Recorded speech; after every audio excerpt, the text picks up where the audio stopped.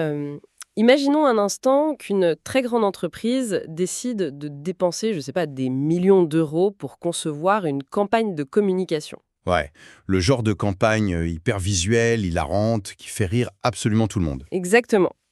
Eh bien, selon l'un des textes les plus fondateurs sur la persuasion, cette entreprise vient tout simplement de jeter son argent par les fenêtres. Littéralement. Parce que, en fait, faire le pitre, bah, ça ne fait pas vendre. C'est fou quand on y pense. Pendant hyper longtemps, et franchement c'est encore souvent le cas aujourd'hui, on a conçu la communication un peu comme, comme une soirée au casino. C'est une super métaphore. On entre, on met toutes ses économies sur une table de roulette, on lance un message au hasard. Ouais, en croisant très fort les doigts pour que la bille tombe sur le bon numéro. On espère juste que ce soit drôle ou mémorable. Et c'est exactement ce règne de l'intuition aveugle qui a dominé le secteur pendant des décennies. On naviguait sans boussole en se fiant juste à l'ego d'un dirigeant ou à l'inspiration du moment. Mais du coup, et si cette fameuse table de roulette n'était pas du tout un jeu de hasard? Ah, ça change tout. Et si c'était plutôt une horloge hyper précise? Voilà, une horloge avec des rouages prévisibles et des lois psychologiques immuables. C'est exactement le sujet de notre plongée d'aujourd'hui. On va s'attaquer à un vrai monument. Le célèbre ouvrage de Claude C. Hopkins. C'est ça, la publicité scientifique. Pour bien faire comprendre à notre public l'impact colossal de ce texte, il faut rappeler cette phrase de David Ogilvy. Une légende absolue dans le domaine, ouais. Il disait carrément que personne ne devrait avoir le droit de travailler dans ce secteur avant d'avoir lu ce livre au moins 7 fois. Et le truc, c'est que cette exigence des 7 fois, c'est pas juste une exagération pour faire joli. Non, c'est très sérieux. Ce qui rend cette lecture si cruciale pour ceux qui nous écoutent aujourd'hui, c'est que ça dépasse très largement le cadre des agences de pub. Oui, on s'en rend vite compte. C'est presque un manuel de psychologie humaine, en fait, déguisé en manuel de vente. Carrément. C'est une exploration chirurgicale de la façon dont l'être humain prend ses décisions. Et ça concerne tout le monde. Que tu cherches à faire adopter une nouvelle idée à ton équipe ou à convaincre lors d'une réunion. Ou même juste pour comprendre pourquoi on achète ce qu'on achète nous-mêmes. Et en tant que lectrice de l'ouvrage, je dois dire que c'est cette dimension psychologique qui m'a le plus frappée. Il y a un gouffre immense entre cette méthode scientifique et ce qu'on voit au quotidien sur nos écrans. Ah c'est le jour et la nuit. Le changement de paradigme est brutal. Dès le départ, l'auteur détruit un mythe hyper tenace. Lequel? L'idée que la communication, ça sert à divertir. Pour lui, c'est une douche froide pour les créatifs purs. Il martèle qu'un message, c'est avant tout un vendeur imprimé. Ou diffusé si on l'adapte à notre époque avec les réseaux sociaux. Exactement. Son unique but, c'est de vendre ou de convaincre. Et donc, il doit être jugé avec la même sévérité qu'un vendeur physique qui viendrait frapper à ta porte. Et franchement, cette analogie du vendeur physique, je la trouve redoutable. Si on transpose nos pubs modernes à un vendeur en chair et en os, ça devient complètement absurde. Ouais, vas-y, imagine la scène. Le représentant fait du porte-à-porte, la porte s'ouvre, et au lieu d'expliquer ce qu'il vend, le gars hurle le nom de son entreprise, il fait une petite blague, lâche un pas de danse étrange et s'enfuit en courant. Non, mais dans la vraie vie, on appelle la police directe. C'est clair. Mais quand c'est une vidéo sur les réseaux, on se dit assez créatif. C'est absurde. Et Hopkins l'explique par une déconnexion totale entre le créateur et les publics. Il rappelle un truc passionnant. Les meilleurs rédacteurs de son époque venaient tous du porte-à-porte. Ah, ils avaient fait le terrain, quoi. Le vrai terrain. En regardant les gens droit dans les yeux, sur le pas de la porte, ils ont appris dans la douleur ce qui marche et ce qui provoque un rejet instantané. Oui, tu vois tout de suite si la personne lève les yeux au ciel ou veut fermer la porte. Voilà. Ils ont découvert que faire le pitre, ça paie pas le loyer. Dépenser de l'argent, c'est une affaire sérieuse pour les gens. La règle est simple. Si tu ne dirais pas une chose en face d'un client, tu ne l'imprimes pas. Donc, exit le vendeur qui danse. On passe à une démarche purement utilitariste. Mais du coup, ça soulève un problème immédiat. Lequel? Ce vendeur super sérieux, il frappe à la porte d'un inconnu. Comment il fait pour aborder la personne sans se faire claquer la porte au nez dans la seconde? À la fameuse première impression. Et là, le texte aborde la question de l'égoïsme avec une lucidité presque brutale. Oui, il n'y va pas par quatre chemins. Le postulat de base, c'est que l'être humain est fondamentalement égoïste. C'est pas un jugement moral, attention. C'est juste un mécanisme de survie. L'interlocuteur, au fond, il s'en moque éperdument des bénéfices de ton entreprise ou de tes locaux magnifiques. Il s'en fiche complètement. La seule chose qui occupe son esprit, c'est lui-même. Il cherche un avantage pour lui, une solution à son problème. Ce qui signe à fin des longs monologues qui commencent par, vous savez, regardez comme nous sommes géniaux depuis 1920. C'est la pire erreur. Dire « achetez ma marque » ou « choisissez-nous », c'est tragique. Le livre donne un exemple génial pour illustrer l'approche inverse, avec une entreprise de brosse. Ah oui, l'entreprise avec ses 2000 démarcheurs. C'est ça. Comment 2000 vendeurs arrivent à entrer dans les foyers sans se faire jeter. Leur secret, c'est qu'ils ne mendiaient jamais un achat. Ils se présentaient en offrant d'abord un service, je crois. Tout à fait. Un échantillon gratuit, une approche centrée sur le besoin de la personne qui ouvre la porte. Et la psychologie derrière, c'est fascinant. Dès que quelqu'un te demande de l'argent, ton bouclier mental se lève direct. Tu cherches une excuse pour dire non. Ouais, on est tous pareils.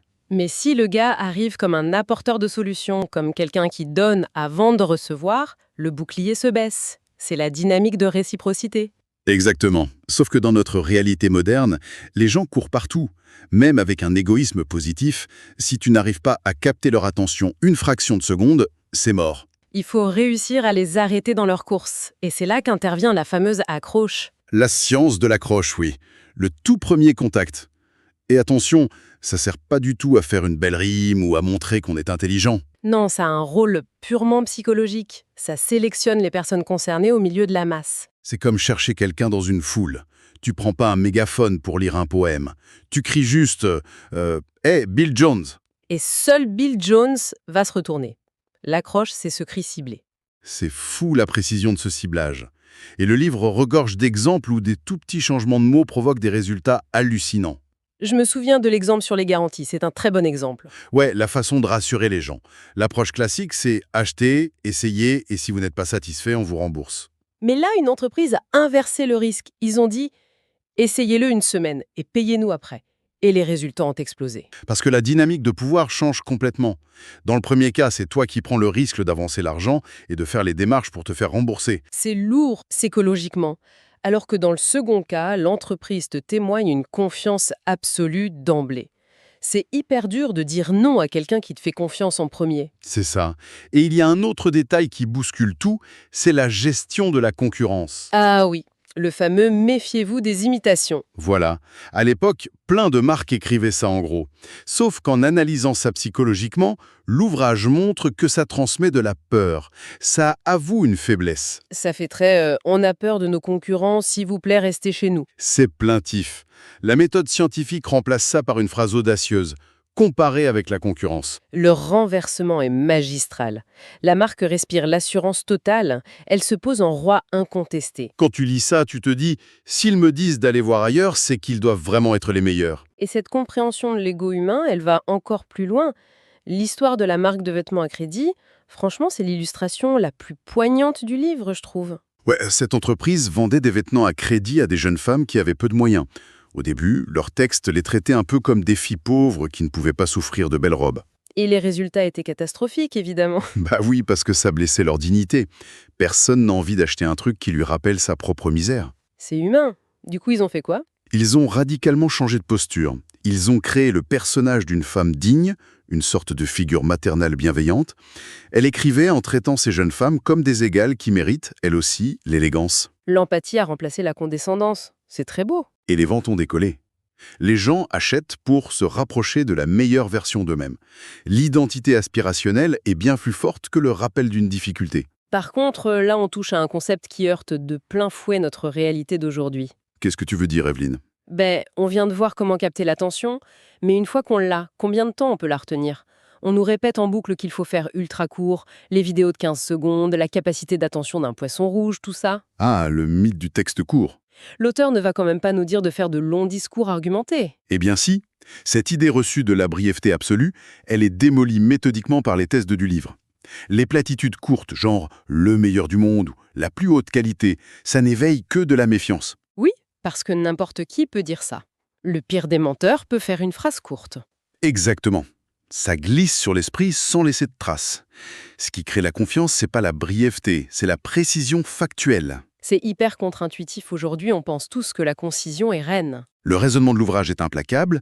Si ton accroche a attiré la bonne personne, ça veut dire qu'elle cherche une solution, elle veut de l'information. Donc elle est prête à lire, si c'est pertinent. L'exemple de la boisson nutritive est parfait pour ça.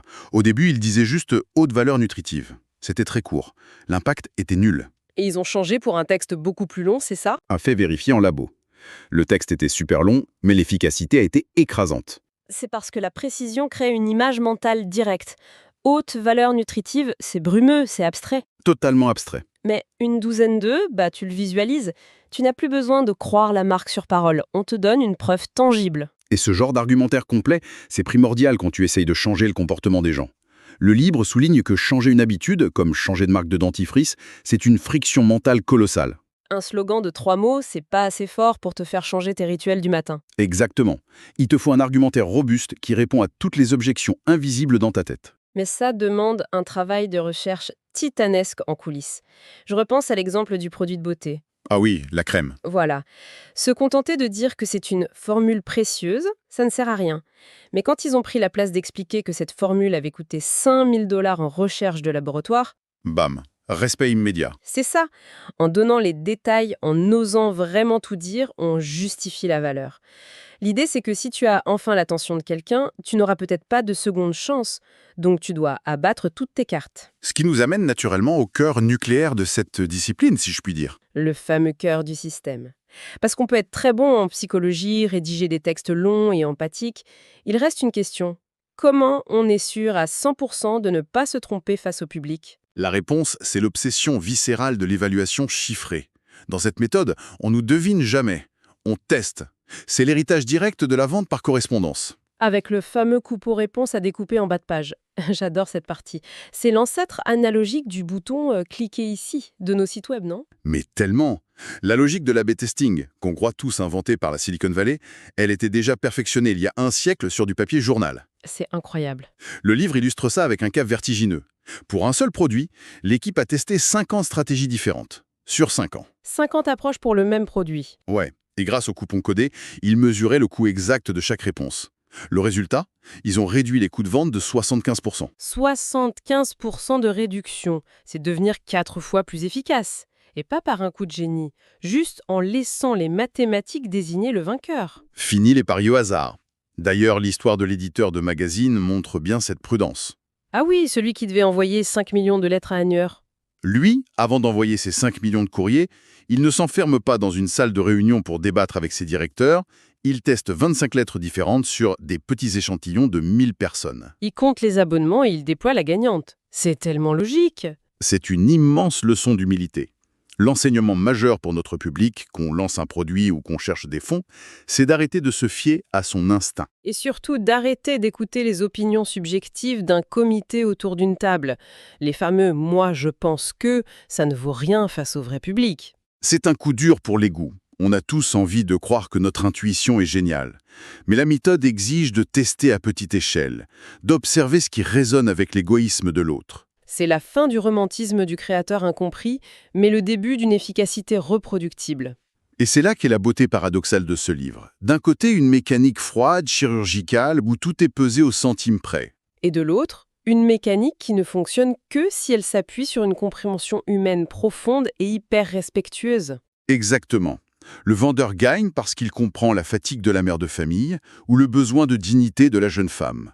L'efficacité demande de sortir de son nombrilisme. Il faut cesser de s'admirer dans le miroir de ses créations pour s'intéresser aux vraies peurs et désirs des autres. C'est ce qui transforme l'indifférence en action. C'est une philosophie puissante. Ce qui mène inévitablement à une réflexion finale un peu vertigineuse. Parce que nous sommes tous les jours la cible de cette ingénierie de précision. Ouais, on est de l'autre côté du coupon, nous. Voilà, si ces lois de l'influence sont immuables et testées des millions de fois, sommes-nous vraiment libres de nos choix au quotidien ? Face à une accroche parfaite, un argumentaire qui dissout nos doutes et une inversion du risque, nos décisions nous appartiennent-elles encore ? C'est une excellente question à se poser. La prochaine fois qu'on aura une envie irrésistible de dire oui à une offre, était-ce un choix libre ou l'équation était-elle déjà calculée ? Explorer ces mécaniques, ce n'est pas seulement apprendre à s'en servir, c'est aussi apprendre à regarder le monde avec un regard beaucoup plus affûté. Merci à tous d'avoir suivi notre exploration. À la prochaine fois. À bientôt.